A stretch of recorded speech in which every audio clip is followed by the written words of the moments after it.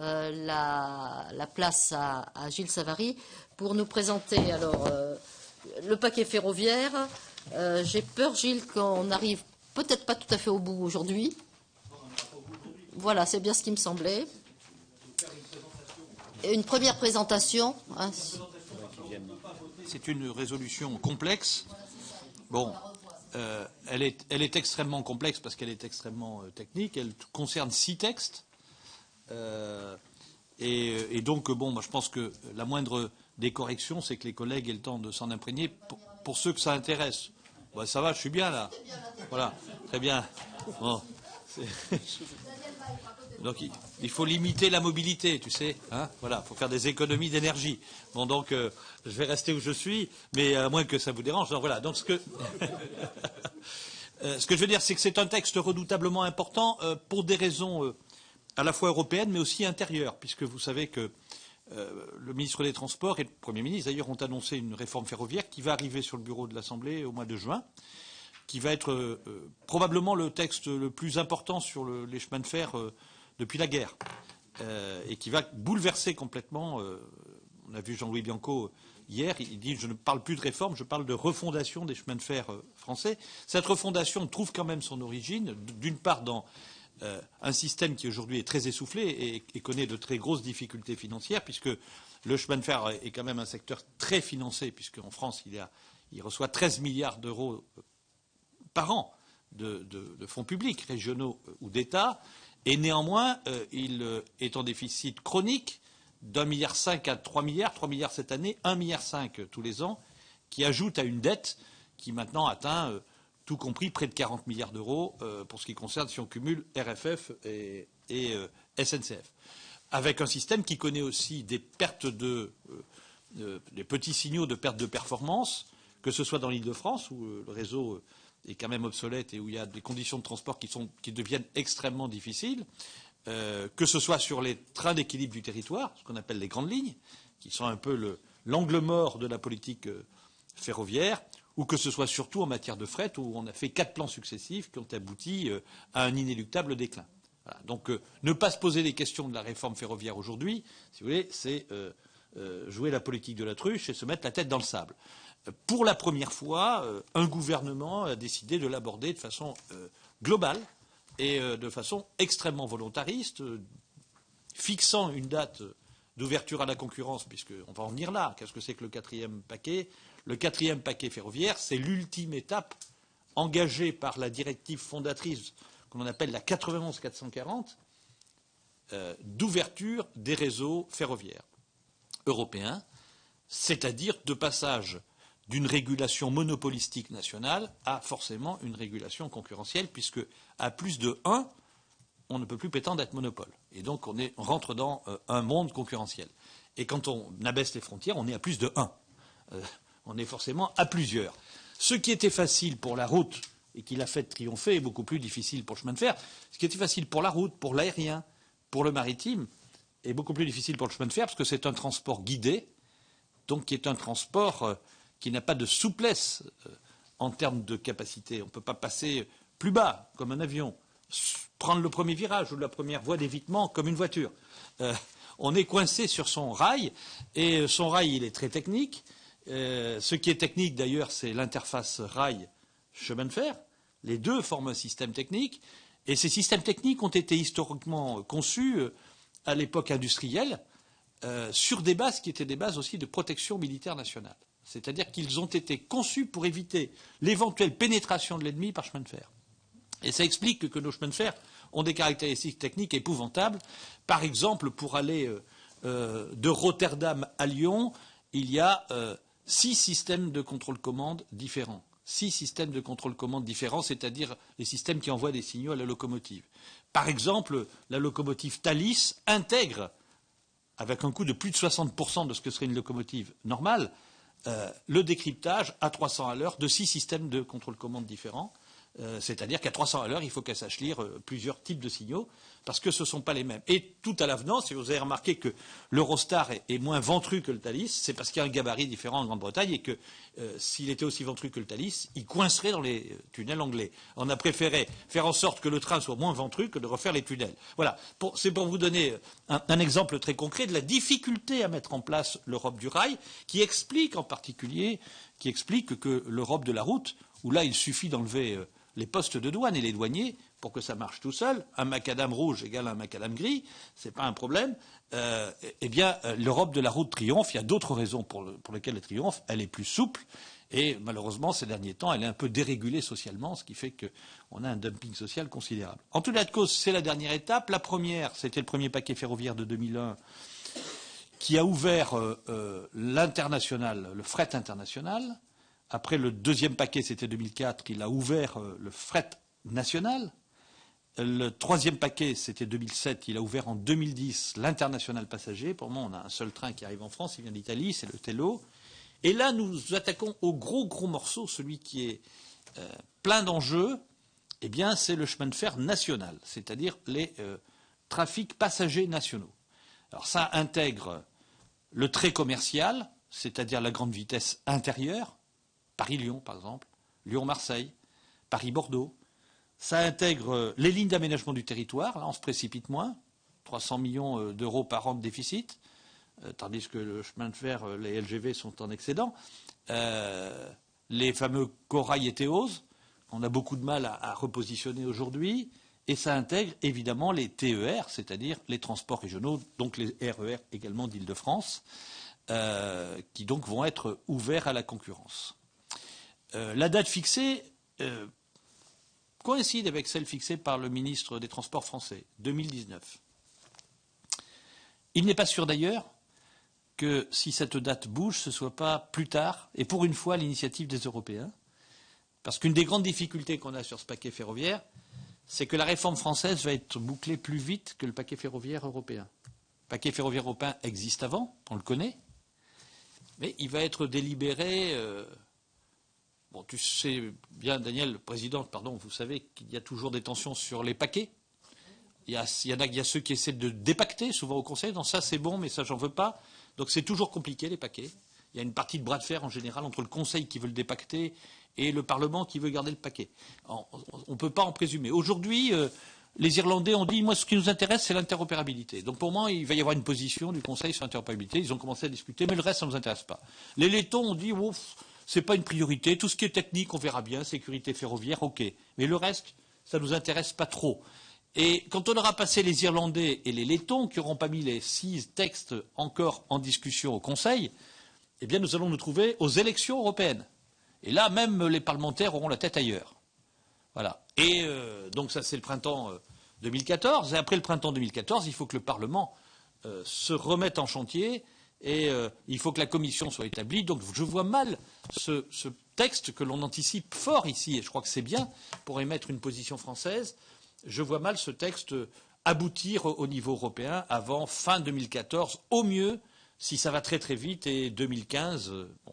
Et en 2015, est-ce qu'on maintiendra la date de 2019, sachant que les années de préparation, puis la transposition. Si le texte est voté en 2015, quand est-ce qu'il faudra que tout soit transposé? Ça va être très compliqué. Il n'est pas sûr que la date de 2019 tienne. Donc, du coup, je ne vois pas la réforme française peut-être tenir aussi la date de 2019. J'en sais rien. En tout cas, vous voyez comme c'est curieux. D'habitude, c'était les Français qui freinaient sur les dates. Aujourd'hui, ça risque d'être l'Europe qui les repousse pour des raisons de calendrier. Alors, qu'est-ce qu'il y a dans ces 6 textes? Bon, il y en a un qui fixe la date et qui est crucial et qui fixe la gouvernance. À partir, je dirais, d'un état des lieux assez mitigé du fonctionnement des systèmes nationaux et de leur capacité à l'ouverture réelle, sans distorsion de concurrence, avec accueil des concurrents équitables. Donc la Commission européenne avait une stratégie très claire. Elle disait il y en a marre des grands groupes, des holdings, il faut démanteler les anciens monopoles historiques. Donc c'est la déintégration du système. Il faut aller beaucoup plus loin. Donc par exemple en France, RFF sous-traite une partie de ses travaux à SNCF, notamment sur sur le réseau, maintenance, entretien, c'est plus possible. Il ne doit pas y avoir de participation croisée dans les conseils d'administration. RFF est complètement indépendant d'SNCF, est complètement cloisonné, et puis RFF embarque tous les personnels du réseau, plus probablement les gares. C'est RFF qui devient la très grosse entité, parce qu'elle est la seule à garantir, et c'est pas faux, la neutralité et l'équitabilité, ou l'équité, pardon, dans l'accès au réseau. Quand c'est SNCF, quand on demande à SNCF si elle est d'accord sur une ligne très juteuse que DB, la Challenge, Dutchban, prennent les meilleurs sillons, il n'est pas sûr qu'elle dise oui. Nul n'est obligé à la philanthropie par rapport à son concurrent. Donc ce que suggère la Commission européenne, c'est un cloisonnement très strict, ce qu'on appelle la séparation très stricte. Elle a, de ce point de vue-là, fait des coups de boutoir contre la France et l'Allemagne, qui sont les plus emblématiques. La France et l'Allemagne les utilisant différemment. L'Allemagne l'utilisant d'une façon qui n'est pas non plus très, faut se mettre à la place de la Commission, très satisfaisante, et à laquelle il faudra qu'on veille à ne peut-être pas être tout le temps associé. Par exemple, l'Allemagne fait financer sa compagnie ferroviaire DB par les autres compagnies, par un système qui est assez clair. Quand vous êtes une compagnie française, Keolis, vous gagnez une ligne en Allemagne, eh bien, vous payez des péages très élevés qui vont à DB Netz, c'est-à-dire le RFF allemand. Et vous payez de l'électricité très élevée, puisque l'électricité est produite par la DB. Donc on vous fait payer de l'électricité et des péages très élevés pour rentrer en Allemagne. Et à la différence de chez nous, ça fait des profits chez DB Netz. Chez nous, RFF est en grand déficit. En Allemagne, DB Netz est en grand profit. Et qu'est-ce qu'ils font? Ils les donnent à la DB. Ça veut dire que la SNCF, grâce à ce système intégré allemand, finance la DB. On ne peut pas dire que ce soit parfaitement équitable quand même. Donc je veux dire, les récriminations de la Commission qu'on a toujours tendance à caricaturer, il faut faire attention. Ça existe, ça. Ça existe. Et en regard de ça, la France est en faiblesse. Car nous, je veux dire, RFF est incapable de financer la SNCF. À l'inverse, RFF est en déficit chronique. Donc je veux dire que oui, le système intégré apparaît aujourd'hui également comme la position française, mais il ne faut pas que ce soit un système intégré naïf. Donc il faut que l'on intègre dans ce système intégré une partie des préconisations d'indépendance, notamment des fonctions essentielles, c'est-à-dire l'attribution des sillons. C'est une fonction absolument capitale, c'est-à-dire les fonctions de secret commercial et probablement les fonctions d'accès aux installations, les gares, les triages, les plateformes intermodales. Il faut que ce soit géré indépendamment, ou du moins le plus équitablement possible, de la SNCF. Car autrement, c'est ça un petit peu que l'on cherche, c'est imposer un modèle français qui reste un modèle intégré, car nous en avons besoin en termes d'efficacité et de fonctionnalité ferroviaire. Tout le monde est d'accord. De gauche à droite, on a fait le constat que le système RFF-SNCF séparé ne fonctionnait pas et pouvait nous amener à des difficultés, en tout cas à des surcoûts de transactions tout à fait considérables. Mais il est clair que ce n'est pas pour revenir à la grande maison d'antan, tout à fait, totalement intégrée, où la SNCF aurait le droit d'agréer ses propres concurrents. Ça n'est pas possible. Donc il faut bien qu'on trouve un système intégré qui est un système intégré différent, permettant l'ouverture à la concurrence. Je voudrais ici mentionner, pour qu'il n'y ait pas d'ambiguïté, on ne cherche pas l'ouverture à la concurrence pour l'ouverture à la concurrence. On sait quand même qu'elle fait baisser les coûts, notamment du transport régional. Je sais que nos régions sont curieuses parce qu'elles disent on veut garder la SNCF, mais ils le disent en adressant ce discours aux cheminots. Mais de notre côté, nos régions n'arrêtent pas de faire des procès à la SNCF. Il y en a une qui vient de gagner, d'ailleurs, c'est la région Centre qui hier a gagné un procès contre la SNCF en l'accusant d'opacité. Et c'est vrai que la SNCF fait payer aux régions beaucoup plus cher que ce qu'elle devrait payer. Hier, le procès qu'a gagné la région Centre, c'est qu'elle refuse de payer la part des retraites des cheminots. En disant c'est pas moi qui ai décidé du régime de surcompensation des retraites, je n'ai pas à payer les retraites des cheminots français. C'est à l'État de les payer, ce qui me semble assez légitime. Mais il y a des tas de contentieux entre les régions. Donc il est clair que les régions auront un intérêt très important, indépendamment du jugement de valeur qu'on porte sur la concurrence, tout simplement parce qu'elles pourront comparer et qu'aujourd'hui la SNCF est extraordinairement chère et qu'il est soupçonné que les régions contribuent bien au-delà de ce que ça coûterait. Et ça veut dire évidemment que ça a des incidences au bout du bout sur le prix du billet. Donc le fait de pouvoir comparer, ça ne veut pas dire qu'on vire la SNCF, mais on la challenge. Et étant challengée, il est clair qu'elle ne pourra pas nous dire « vous me payez une partie de mes frais de siège, vous me payez mes retraites, vous me payez le déficit que j'ai ailleurs sur le fret, et ainsi de suite ». Ce qui est actuellement le cas. Donc ça, c'est un intérêt économique. Mais ce n'est pas l'intérêt majeur. S'il y a concurrence, c'est parce qu'on ouvre l'Europe du rail. Et donc, il va falloir demain que l'on pense la SNCF et le nouveau système ferroviaire français comme un des grands acteurs internationaux, européens internationaux. Il faut arrêter de se penser franco-français parce que les Chinois arrivent et les Coréens. Ils se sont déjà installés à Stockholm, ils commencent à challenger partout, à répondre à tous les appels d'offres. Ils sont devenus puissants. Et aujourd'hui, en matière de transport, le continent le plus fort, c'est l'Europe, mis à part le Japon, dans tous les domaines. On a une excellence et un pôle de compétitivité inégalable parce qu'on a tout, l'ingénierie, le juridique, les délégations de services publics, les prestataires de services, que ce soit dans l'aérien, que ce soit dans les transports collectifs urbains, les métros ou des choses de cet ordre-là.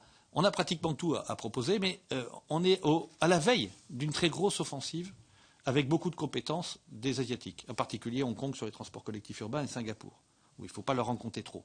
On avait les Japonais, mais ils sortaient assez peu. En tout cas, ils ne venaient pas chez nous et ils étaient relativement fermés. Mais demain, c'est un autre paysage. Donc l'idée, c'est de ne pas casser les SNCF. C'est la raison pour laquelle la France, et M. Cuvillier a opté pour la réintégration du réseau, et l'Europe, du coup, a fait des propositions face à cette pression française entre deux systèmes, soit un système très séparé, soit un système intégré. Mais comme on sent bien dans le texte qu'elle n'aime pas du tout le système intégré, elle a mis en place des dispositions telles que c'est un système intégré avec des dispositions punitives. Par exemple, vous pouvez mettre en place un système intégré sous telle et telle condition, ce qu'elle appelle des murailles de Chine. Les gens ne peuvent pas se parler entre RFF et SNCF. On doit être dans des locaux différents, ce qui, sur le terrain, pose des problèmes considérables. Pourquoi il ne faut pas se parler? Parce qu'un type d'RFF, il n'a pas le droit de causer un type de SNCF, parce que s'il y avait des secrets commerciaux en disant ouais, on vient de livrer 2 sillons à l'ADB ou à je ne sais pas qui. Donc voilà. Donc on est dans un système qui est un peu paranoïaque sur le deuxième axe que nous propose. Voilà. Non, si au bout de 3 ans, par exemple, il y a une clause même qui est insérée, voyez le détail. Voyez le détail. Il y a une clause qui est insérée dans le paquet ferroviaire et dans ce texte sur la gouvernance qui dit qu'on ne peut pas sous 3 ans, on ne pourra plus sous 3 ans, quand on a quitté une des entreprises du système ferroviaire, rentrer dans une autre. Une de l'extérieur, on pourra. Mais par exemple, quelqu'un qui est cadre à RFF dans le système intégré tel que l'Europe nous le propose, pourra demain partir immédiatement à la Deutsche Bahn, mais ne pourra pas partir à la SNCF. Voilà. Ce qui est quand même assez curieux. Donc, ma proposition de résolution rectifie un peu ça, quand même, et explique que, bon, il ne faut pas créer une discrimination à l'envers. On sent bien que la Commission a concédé le fait que l'on pouvait garder un système intégré, mais on voit bien que c'est de mauvaise grâce, et donc il y a un certain nombre de dispositions dans ma résolution qui y reviennent. Donc voilà pour ce qui est de la gouvernance. Il y a un deuxième texte qui est sur un règlement qui s'appelle obligation de service public dans les transports, parce que je voudrais insister sur ce fait, qui est peut-être trop caricaturé. L'ouverture à la concurrence du ferroviaire depuis les années 90 est d'abord une formidable œuvre de re-réglementation. Alors souvent, nos amis des syndicats, pour se défendre et pour y résister, disent « Oh là là, la sécurité, ça va être l'horreur ». Non, ça va être l'horreur. Sécuriser les transports en Europe avec des normes de sécurité élevées n'enlève pas d'abord la possibilité à chaque pays d'en avoir des plus élevées encore, mais c'est des normes de sécurité hyper élevées qui ont été mises en place. Si on regarde l'aérien, je vous signale que 2012 est l'année record d'accidentologie, je dirais négative, depuis que les avions volent, des avions commerciaux. Oui. 414 décès dans le monde entier pour 3 milliards de passagers transportés. Évidemment, l'ouverture à la concurrence n'a pas nui à la sécurité, en particulier en Europe, ou même sur le low cost. On pourrait croire qu'on brade les choses, pas du tout, puisque les normes de sécurité s'imposent au low cost, c'est-à-dire qu'ils font des marges ailleurs, ils ne peuvent pas les faire là-dessus. C'est ça qu'on essaie d'obtenir sur le ferroviaire, et les directives sécurité ne datent pas d'aujourd'hui. La première doit dater de 2004. Et là, on la consolide avec une disposition. Tiens, je suis passé d'obligation de service public à sécurité, enfin, je vais parler de sécurité, avec une disposition néanmoins un peu compliquée, que moi je conteste, c'est que jusqu'à présent, les certificats de sécurité sont délivrés par des autorités nationales de sécurité. Nous, c'est l'établissement public de sécurité ferroviaire qui est à Amiens. Donc ça veut dire que quand une compagnie ferroviaire entre chez nous, si elle ne prend pas du matériel français, mais même si elle le prend d'ailleurs, elle doit faire certifier son matériel. Donc ça se fait par les 27 autorités de sécurité. Pas 27, puisqu'il y a des pays qui n'ont pas de chemin de fer. Voilà. Mais c'est devenu une des deuxièmes grandes entraves à la concurrence. Par exemple, les Allemands, je le dis parce qu'on peut le citer, ont une autorité de sécurité ferroviaire qui n'agrée pas les matériels français ou met de telles lourdeurs procédurales que ceux qui rentrent chez eux, et ils sont plus ouverts que nous, sur leur réseau, sont obligés d'acheter des Siemens. Vous voyez ? Donc, ce que propose dans la directive sécurité ici, l'Union européenne, ce qu'elle propose, c'est que ce soit l'agence européenne de ferroviaire de Valenciennes qui donne tous les certificats de sécurité. Je pense que c'est une bonne chose, mais je pense que c'est excessif. Pour l'essentiel du trafic, l'essentiel des actes de sécurité ou des demandes de certificats, dans les 15 années qui viennent, vont rester des problèmes purement franco-français ou nationaux. Des problèmes de détail. Quelqu'un qui va monter, je ne sais pas, un opérateur ferroviaire de proximité dans le port du Havre. Bon. Est-ce que tout ça doit remonter à Valenciennes? Avec probablement d'ailleurs, au niveau de l'agence, je le dis ici parce qu'il y a une députée européenne, des demandes de moyens supplémentaires considérables de l'agence à Bruxelles. Non, je propose, moi, que ça reste en première instance à l'autorité de sécurité nationale. Elle a des réflexes, elle connaît le système et la culture ferroviaire française, mais que par contre, il demeure dans la directive des dispositifs d'appel qui fait que soit en cas de carence, soit en cas de délai trop important de reconnaissance du matériel, soit en cas de procédurisation manifeste, eh bien ce soit l'agence qui délivre ce certificat de sécurité. C'est-à-dire qu'elle le fasse en deuxième instance, pas en première instance. De façon à ce que quand on y met de la parfaite mauvaise foi, et que c'est effectivement constatable, objectivable, pas tout à fait, non, parce qu'on peut quand même décider qu'un certificat de sécurité doit être délivré dans les 3 mois. Et s'il n'est pas dans les 3 mois, je pense qu'il faut aussi donner à l'agence de Valenciennes une capacité d'autosaisine. C'est-à-dire qu'elle puisse, pas simplement sur réquisition d'un concurrent, mais dire, là, il y a un problème. Le problème, on en identifie. Par exemple, le problème sur le pont de Kehl à Strasbourg est extraordinaire. C'est-à-dire que pour faire passer des trains français sur le pont de Kehl en Allemagne, c'est considérable. Je veux dire, sans débrancher et sans prendre un train. Voilà. Et donc ça, c'est le lever d'un obstacle. Donc moi, je préconise qu'on garde cette double commande pendant un certain temps. Et le jour où vraiment l'Europe du rail sera constituée, où plein de trains étrangers rouleront chez nous, alors que plein de trains français rouleront en Roumanie, là, on pourra peut-être dire on intègre au niveau de l'agence européenne. Mais je pense que là, c'est quand même très prématuré. Je propose un système plus mesuré. Sur obligation de service public, donc obligation de service public, il y a un règlement qui dit que l'on peut subventionner les trains en contrepartie d'un contrat de service public. C'est-à-dire que l'on peut avoir une politique de service public qui ressemble comme un frère à ce que l'on fait sur les transports collectifs urbains. C'est-à-dire que ce que préconise l'Europe, c'est qu'il y ait un cahier des charges et un appel d'offres, avec la possibilité quand même de prester en régie. Ça, on l'avait obtenu après un long combat. Donc, tu as 2 solutions quand tu es région. C'est soit tu fais rouler tes trains toi-même, ce qu'aucune ne sait faire pour le moment. Enfin bon, ça pourrait arriver, avec une Stadtwerke à l'allemande. Soit tu fais un appel d'offres. Et cet appel d'offres t'amène à une délégation de service public à la française, dans lequel il y a évidemment des dispositions de service public. Par exemple, les anciens combattants ne paient pas, les handicapés doivent pouvoir être accueillis dans des sièges et des espaces particuliers, vous vous arrêtez 3 fois à l'aller et 2 fois au retour sur tel segment de ligne, ainsi de suite. Tout ça est permis, mais tout ça doit être compensé.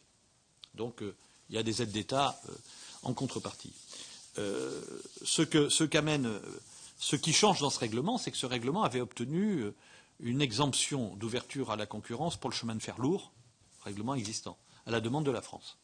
Donc il y a eu une curieuse exemption qui était asymétrique. Il y a des pays qui avaient ouvert leur chemin de fer lourd, comme l'Allemagne, la plupart d'ailleurs, et pas la France.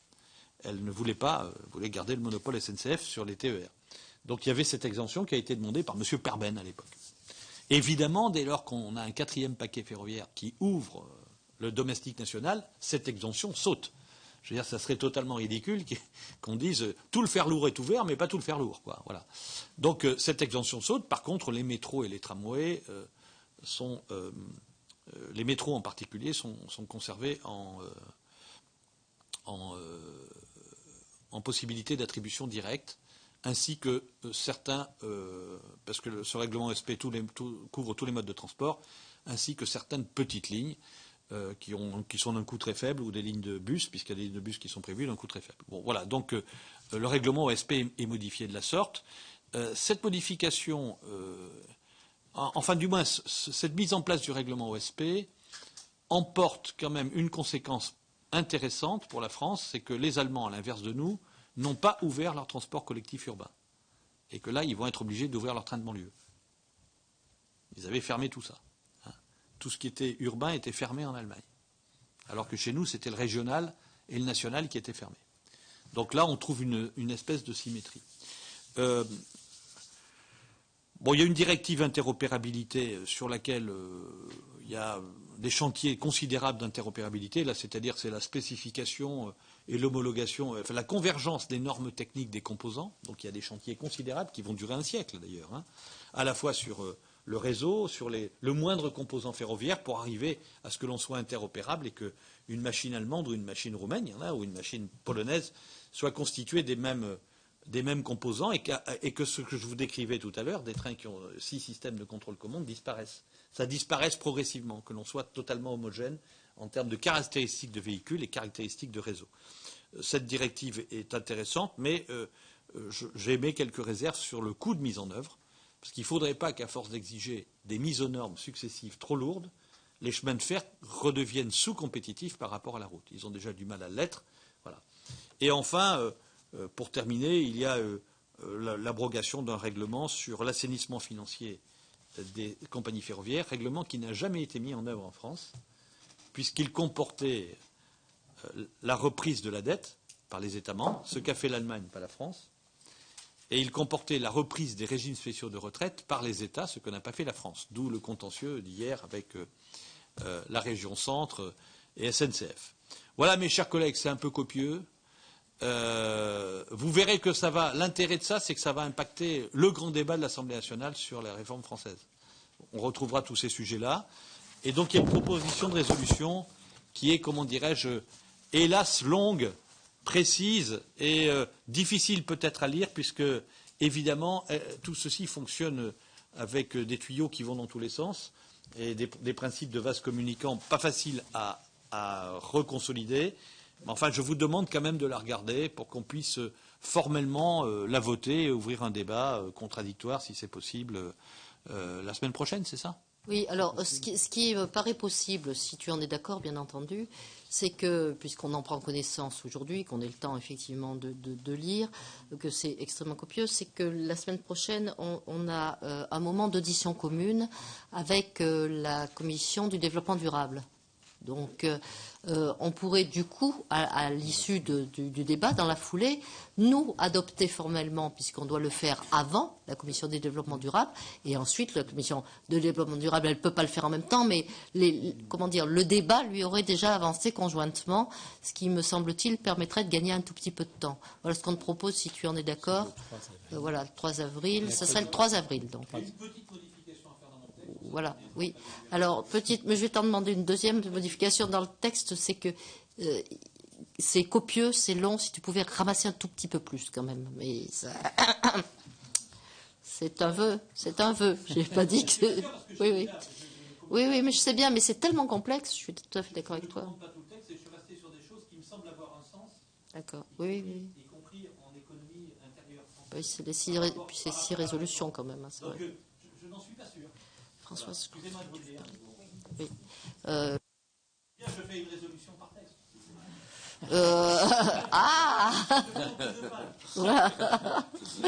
Non, mais je crois qu'on va valoriser le fait que c'est quand même six textes qu'on passe d'un coup, quoi. Je crois qu'on va le valoriser.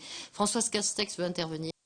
Écoute, moi Gilles, je suis très contente et je suis venue vraiment pour t'écouter de nouveau parler du des paquets ferroviaires. C'était un tel plaisir dans les mandats précédents.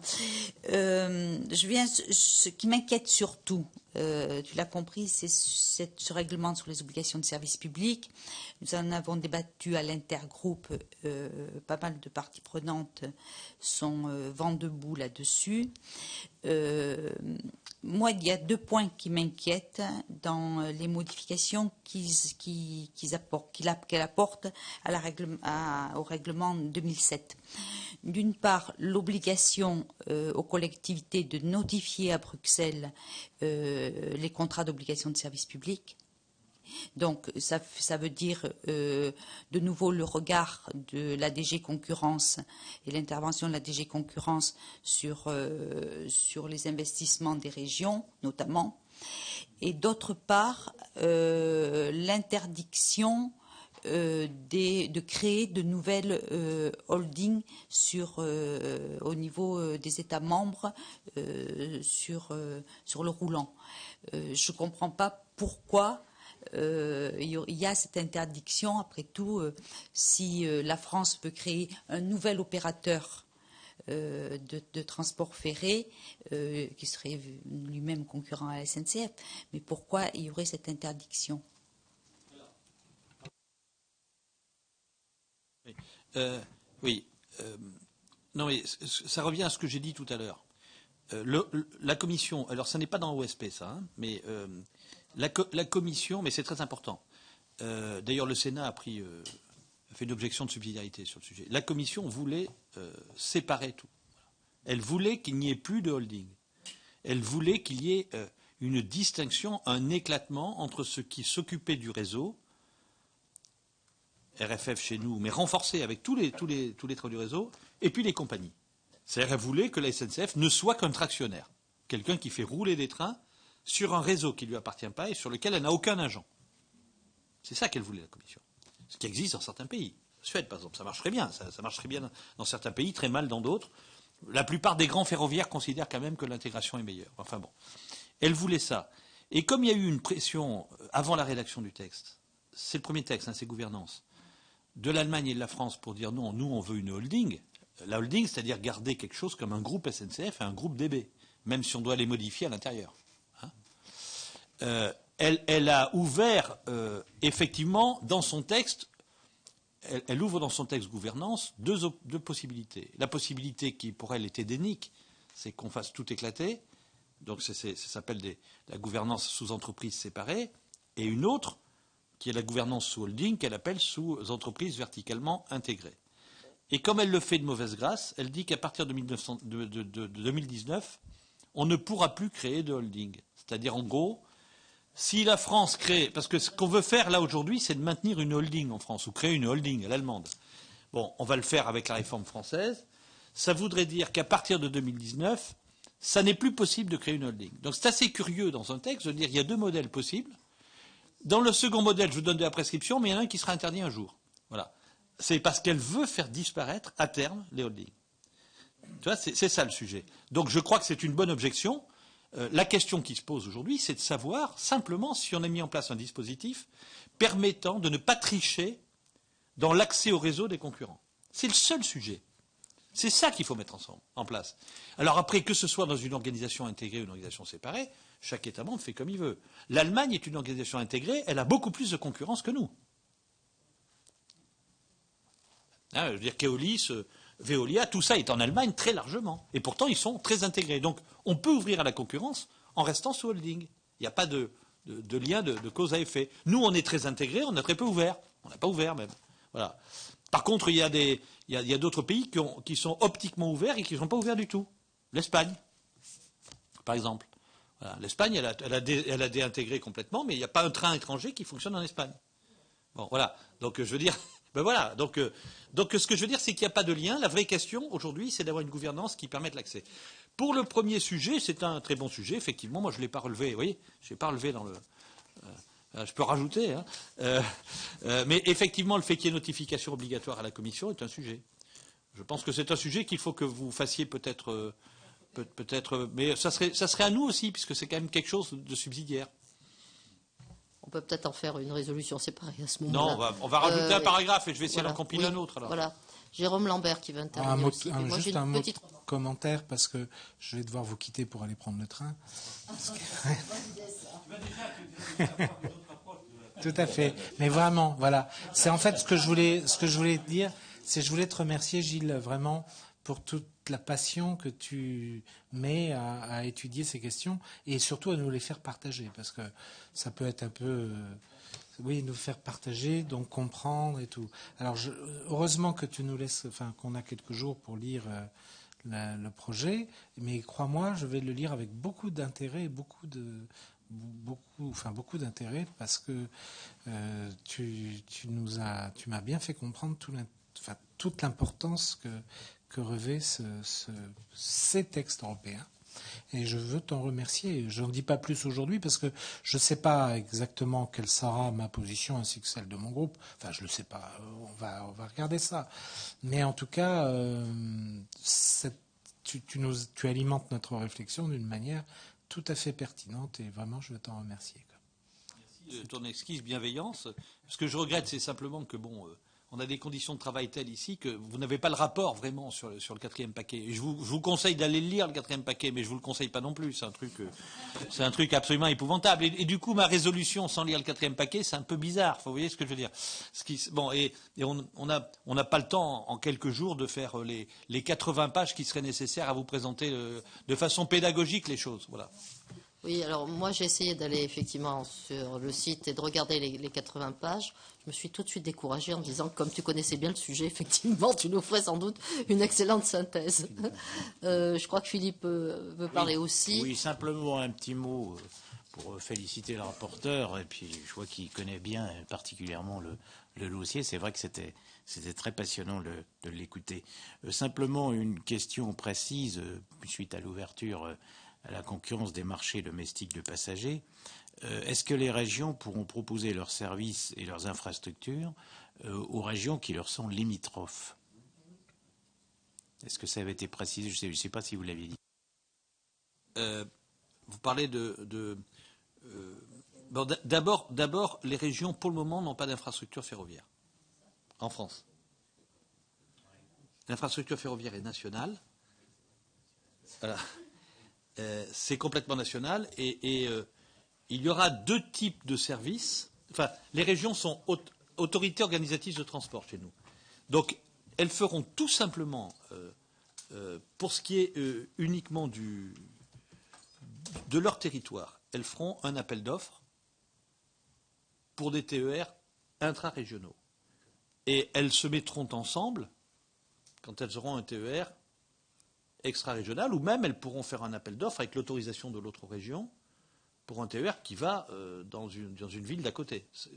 On a des TER extra-régionaux, enfin qui franchissent la frontière de la région, hein, qui vont de Bordeaux à Angoulême, par exemple. Vous voyez ce que je dirais? Donc on change de région.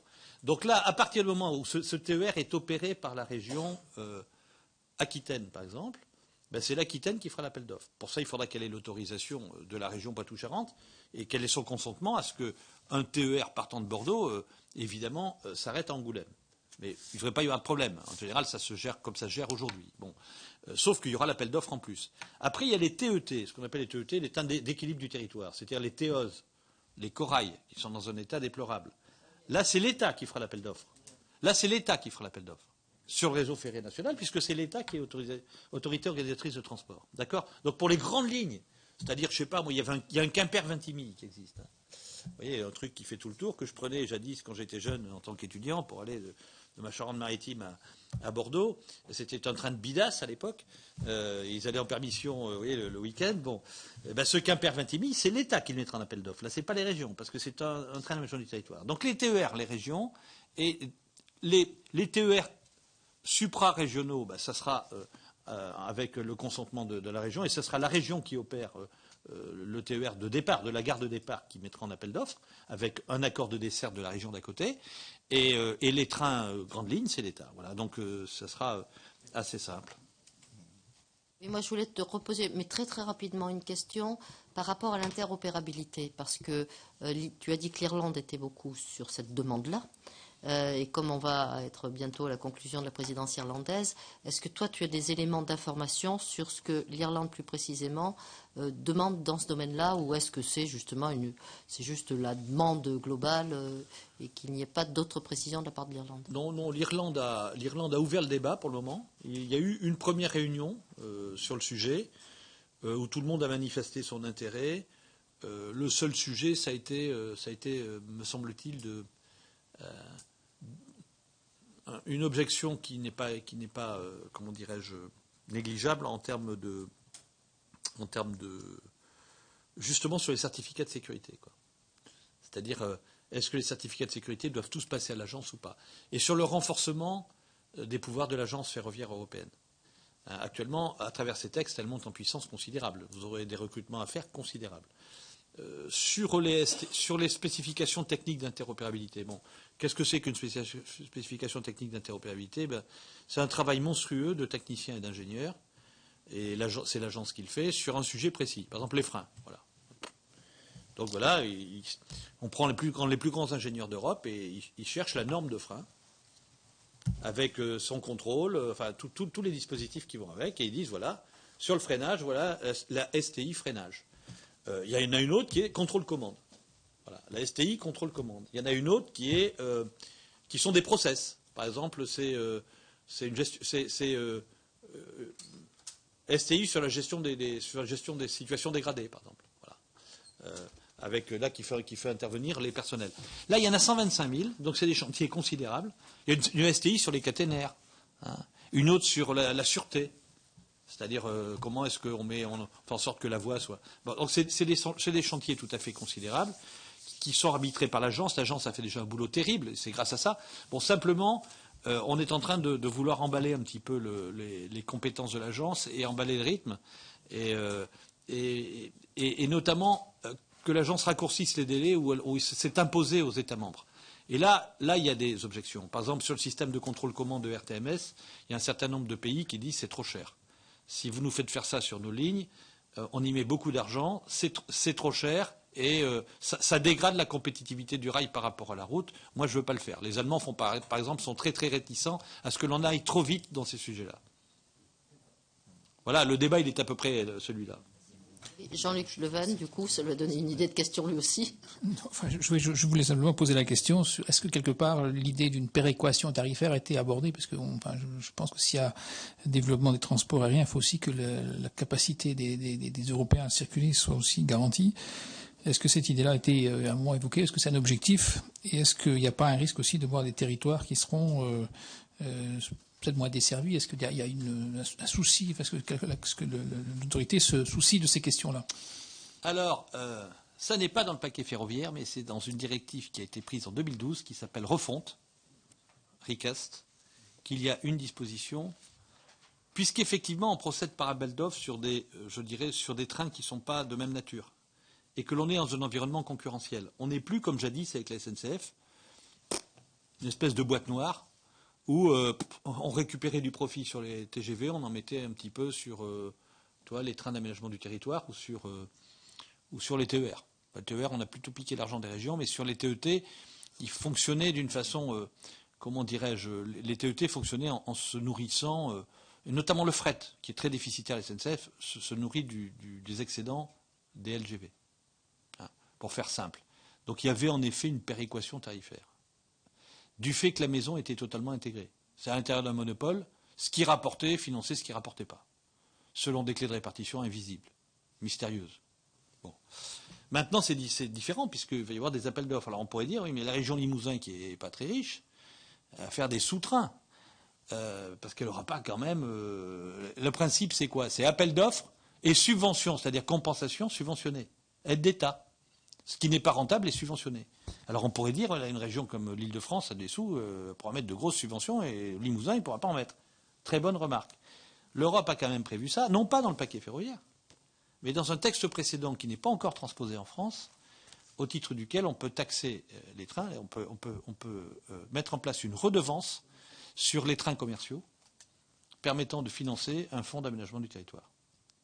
Voilà. Une redevance qui toucherait tout le monde. Alors là, pratiquement tous les trains auraient une redevance et un fonds d'aménagement du territoire permettrait. Alors ça devient une mesure d'application française. C'est autorisé par l'Europe, c'est recast, refonte. C'est la directive de l'année dernière, 2012, non transposée encore, qui sera transposée en 2015. Et donc, ça permettra effectivement, cette redevance, elle a été faite pour ça, conçue pour ça, de permettre de la péréquation dans un système où il n'y a plus de péréquation interne à un monopole. Tu vois ce que je veux dire? Avant, c'était un monopole, donc dans la boîte noire, on se débrouillait. Maintenant, c'est plus une boîte noire, les marchés sont séparés, si je puis dire. Donc, on a décidé qu'on pouvait mettre en place une taxation, y compris des nouveaux entrants. On taxera l'ADB si elle rentrera. Voilà. Et donc, ça alimentera après les trains d'aménagement du territoire, et notamment ces subventions qu'il faut donner aux uns et aux autres. Et l'État français l'ayant pas encore transposé, on peut admettre qu'il crée un système de redistribution différencié selon la richesse des régions. Voilà. Le dispositif existe. Il n'est pas mis en place en France encore. Mais on n'est pas encore en période d'ouverture. Ça sera peut-être intéressant justement de suivre de très près cette transposition quand on en sera là, hein, ça c'est sûr. En tout cas, en attendant, merci à toi de nous avoir déjà bien éclairés. Je veux dire, moi je suis toujours très attentive à ça parce que étant petite fille, arrière-petite fille de cheminot, ça continue à me parler quand même, merci. Donc, et de toute façon, on reprend le 3 avril, donc dans le format qu'on a proposé. Merci à toi et merci à vous tous. Bonne soirée.